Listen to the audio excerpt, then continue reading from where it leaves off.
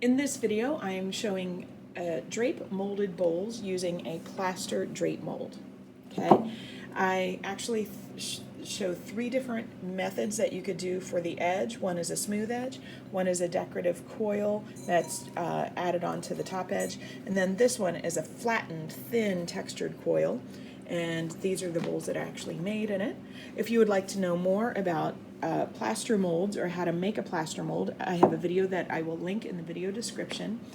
For my students, I have a whole bunch of these in my classroom that you could use if you would like. If you'd like to know any more about the tools or materials that I used in the video, please see the Google Doc in the video description or check out my Amazon influencer storefront where I feature those things. So I am beginning by creating a little circular template. I just traced a plate, and then I'm using tar paper, which I've used in several different videos you may have seen. Tar paper is roofing paper that goes under shingles. It's really nice to use in a ceramics room because it can withstand exposure to water. Now, I am wedging my scraps of clay first, and I'm just using probably a little bit bigger than a grapefruit.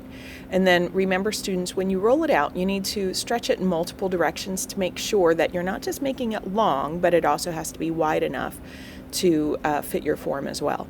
Then, of course, I'm ribbing it. I'm using one of the Mudtool ribs. I'm using a yellow rib there. And that compression of the surface makes it stronger. Then I just used a little decorative roller to add a little texture accent, and then I'm using the template and a needle tool to trim it out. I recommend cutting out your shape of clay before you put it on the mold. That way you're not cutting on the mold. And then I'm putting texture side down on this one, but you can put texture side up. You don't have to texture it at all. And then notice that I put it on an old glaze jar because I wanted to lift it up off the table so the clay could just, make sure that it's not touching the table. And now here I'm doing a little bit more clay. I'm going to be making a foot ring. Now I have a tool that I made, but GR Pottery Forms also has a great tool. This is just a little one that I made with a couple of nails and a block of wood, and this is a foot cutter. I do recommend the GR Pottery Forms foot cutter. I just don't have one right now. And then I'm going to take that and slide it through, and it's going to cut strips that I can use for feet. And it's slightly fatter on the side that I'm going to attach next to the bowl itself. So now I'm going to try to figure where is the exact middle, and I am just scoring where I want to put the foot. And even if it's not completely in the center, I can correct that later. Now I've scored both surfaces, slipped one, so you can see that's scored, and then I'm placing the foot on. And as I place it, I slightly overlap a little bit, and then I can cut it at a bevel, and then I attach that join.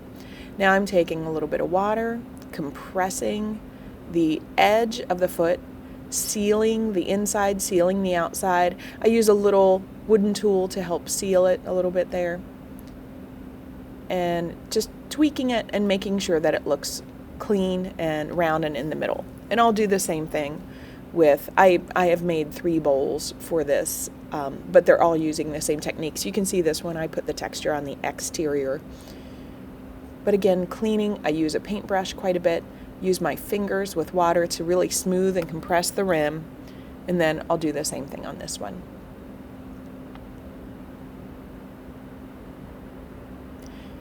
I recommend for a slab bowl to use a slab foot. I think it looks a little bit better. Of course, you could use a coil, but for aesthetically, I wanted to make it kind of fit.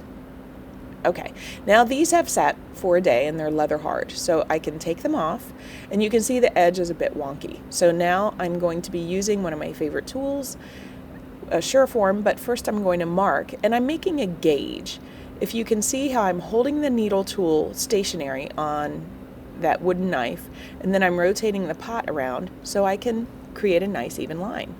And then I'm going to use the surform to bring the level of the edge down to that line. Now, one of the most helpful tips that I can give you students is get your head down level so you're looking directly across that rim. It's much easier to see when it's on a turntable and it's spinning whether or not you have a point that's sticking up. It's a little taller there. So I'm just working on the level, and now that I've worked on the level, now I'm going to work on the exterior and the interior to make sure that the thickness looks pretty good. So I've cleaned all three of the bowls. Now this is the way that I can finish off the rim. So to create a smooth rim, I am going to be using a notched rib, which I've shown that in many different videos. I have a video on how to make those. It's just, an old room key or a credit card. And by pulling it along, you can smooth it. You can use a vegetable peeler to round it. But if you're using this notched card, make sure that your clay is indeed leather hard. If it's too soft and too sticky, you can inadvertently gouge it, and you want to try to prevent that. So now I'm just taking the rib back in there and smoothing that transition where the curved edge was meeting the smooth section. So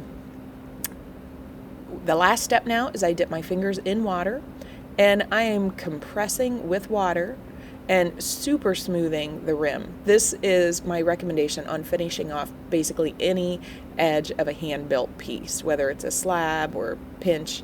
When you level it, just compress with water on your fingers.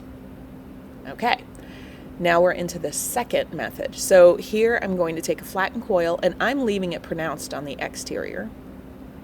And I'm going to make a coil that's around the diameter of the thickness of the pot, and then I'm flattening it.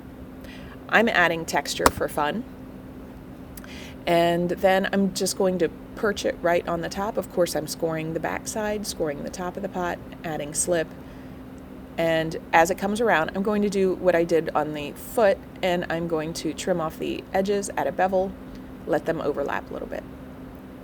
Okay, now I am going to be smoothing the interior edge of that. You don't have to, but I'm doing this because I figure if I'm eating out of this bowl, I don't want to have a crease there where something could potentially get stuck. On the outside though, I am not smoothing it. I am just kind of sealing the edge with a paintbrush, getting rid of any score marks that I might have. And then just going back in there and kind of really smoothing with my fingers. All right, so there's the flattened coil. You can see I still have the edge on the outside. And then here's our third one. This one is the one where I'm going to be taking a really thin flattened coil that's textured, and I'm going to wrap the edge. This is a little bit more organic feeling. I really like this particular method of finishing off. Again, I'm rolling a thicker coil. This is probably like my thumb. I'm going a lot thinner, and then I'm texturing. And you can see how the edge looks a little bit more organic because I was texturing it side to side instead of lengthwise. Then I'm scoring the back side of the flattened coil. Then of course I'm going to score the upper edge of the bowl. And then of course I'm going to be slipping. And now when you place it on, again, I'm going to be trying to overlap it, trim off the ends together at a bevel, and then I'm just taking that and pinching it down toward the side, really making sure that it has really good contact. Then I'm sealing the edges with some water, and that's pretty good. And that's just how easy it is to make a slab drape molded bowl over a plaster mold with 3 different edge resolutions. Check out the video description again to check out the Google Doc of my tools and materials, my favorite tools and materials that I share, or my Amazon influencer storefront. And if you want to see more videos on working with clay, please like and subscribe. Thanks.